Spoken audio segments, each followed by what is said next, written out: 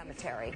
We'll talk about foreign policy and the direction of this country because John McCain and Barack Obama are squaring off on this issue, and it's heating up in the editorials as well. With us now, and he's got to catch a train, Democratic Senator from Delaware and Chairman of the Senate Foreign Relations Committee, Joe Biden. Senator, thanks for coming back on the show. How are you this morning? Hey, Mika, no train today and no need for the bleep machine. Oh, you sure? I'm going to be good. Oh, you're going to be good. I'm sure. Okay. All right, so listen. Unless you say something about my mom, then we have a different problem. Our best to your mother this morning. Okay, Senator, you know, Joe Lieberman had this pretty stinging editorial that we read earlier this week in our must-read segment. Yep. I'll just read the final line of what I chose here. If a president ever embraced our worst enemies in this way, he would strengthen them and undermine our most steadfast allies. Is Barack Obama's foreign policy possibly undermining to our safety in the world?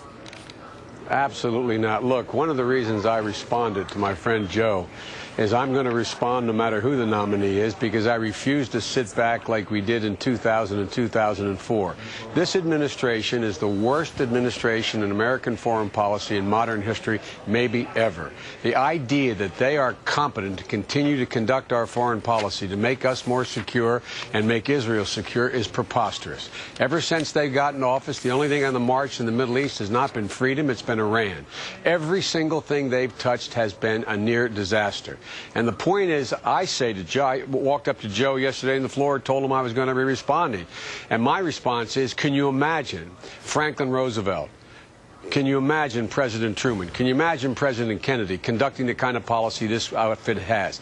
You remember, during the Vietnam War, while China was supplying North Vietnam with weapons killing Americans and help, President Nixon sat down with Mao. We remember, President Reagan sat down with Gorbachev without any freeze on the nuclear weapons system.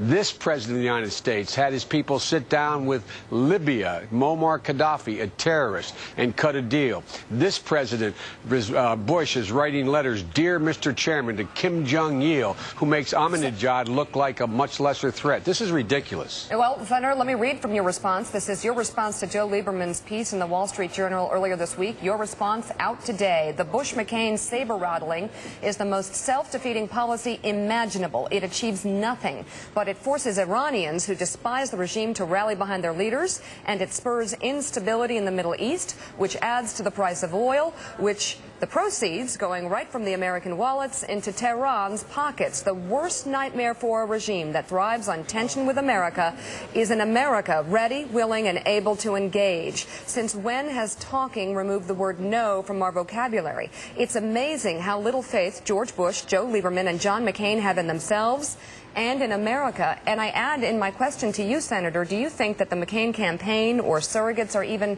distorting Barack Obama's positions? Oh, they are distorting his position. Look, I campaigned against Barack Obama as a competitor. I wasn't much of a competitor, it turned out. I didn't do that well, but I engaged in, I think, 13 debates with Barack Obama. What Barack Obama said was that he would be willing to sit down with the leadership of Iran. He didn't say Ahmadinejad. These guys need to be a lot more sophisticated. The idea that Ahmadinejad would be able to negotiate anything for Iran is not possible. If you looked in the front page of the paper, you may have read it in when you hold up the papers earlier this week of the New York Times. Ahmadinejad attacking the clerics. Who controls the security apparatus in Iran? They should understand it is not Ahmadinejad. So this whole notion of this single idea that you will not sit down and talk with anyone in Iran leaves you with one of three options: status quo or war. Or not, maybe getting something done. Senator Pat Buchanan is with us for the show from Washington. He has a question for you. Pat. Hey, Senator, how are you? Pat always asks the tough questions. Well, let me ask you this. It is true about Iran that not only Ahmadinejad, but also Khomeini, and also the moderates and the vast majority of Iranians believe they have a right under the NPT to develop nuclear power, peaceful nuclear power. That includes the enrichment of uranium up to a level where it can be used in nuclear power plants. And they're determined to go ahead with that. Now, if they continue with enrichment and continue to defy the United States demands after our 3 sets of sanctions, at the end of the road, what do we do if they continue right down there and they say we're approaching the level where we can produce uranium? Well, there's two things, Pat, you're right about, and the rest of these guys don't understand that are arguing with me. Number one is the idea of Iran being able to have nuclear capability is a universally held view by all Iranians, even the ones who hate their administration.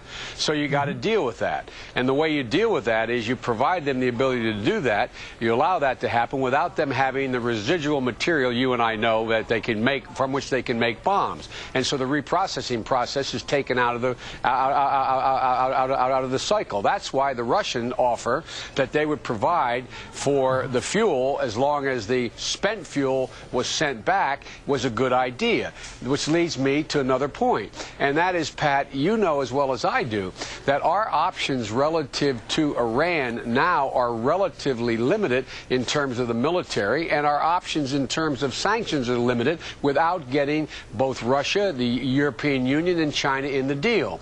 And one of the reasons I think we have to be making clear we're prepared to talk to the leadership is we have to demonstrate to Russia, to Europe as sometimes somewhat fickle, and to China that we were willing to go the extra mile. So they can't look back on us and say we're the problem. Because the last place we want to be, Pat, is them continuing to march, no one with us, and our only option being war, and not being able to conduct that war while we have 140,000 people tied down in Iraq. So it just requires a smarter, tougher policy. And it may be, Pat, it may be that 2, 3, 4 years down the road, we're left with a much more dire options. But the options we're not preparing the public for. One of those options would be, and I know you'd think about it if you were advising, and that is we may have to close the Straits of Hormuz.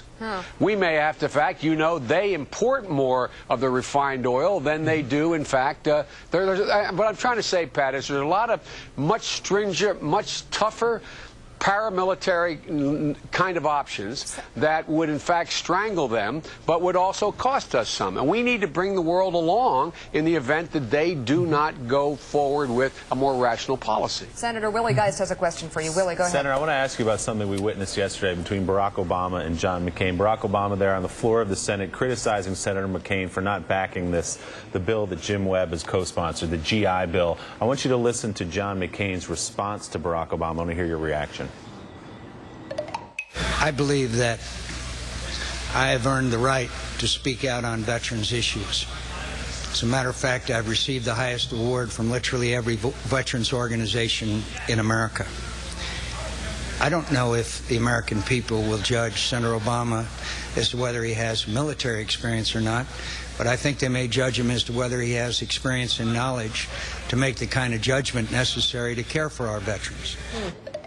Senator, so essentially Barack Obama has questioned John McCain for not backing up this bill. How do you see these two guys coming down on this? Well, look, this is tough for me because John's been my friend for 35 years. And I'm disappointed because, you know, as you all know, there's a difference between an ad hominem argument and a logical response. A logical fallacy is an ad hominem argument. And that's basically what John engaged in. It's a little bit like my saying if we're having a debate about standards for trucking safety on the highways. And I voted against making the rules more stringent. And one of my colleagues got up and said, you know, Senator Biden's wrong on this. This is going to make people less safe. And I said, look, my wife and daughter were killed by a tractor trailer. Don't you tell me what it is to deal with safety. That's an ad hominem argument. That has nothing to do with the response. It's not right. It's not fair. It's kind of beneath us. John McCain does have every single right in the world to be able to say he thinks he knows what's best for veterans. But to make the argument that because he is a national hero, which he didn't use those words, which he is, though, because he's a national hero, because he was a veteran, that he knows that it's not necessary to provide for these college scholarships. The argument John really is making, if you look at his bill, is, look, this costs too much money. We can do better with the veterans by doing other things. That's the logical response. That's a legitimate argument. But this whole campaign seems to be drifting toward, you know, a place that I'm not comfortable with in terms of how they're going to respond to Barack. Wow. Harold. Senator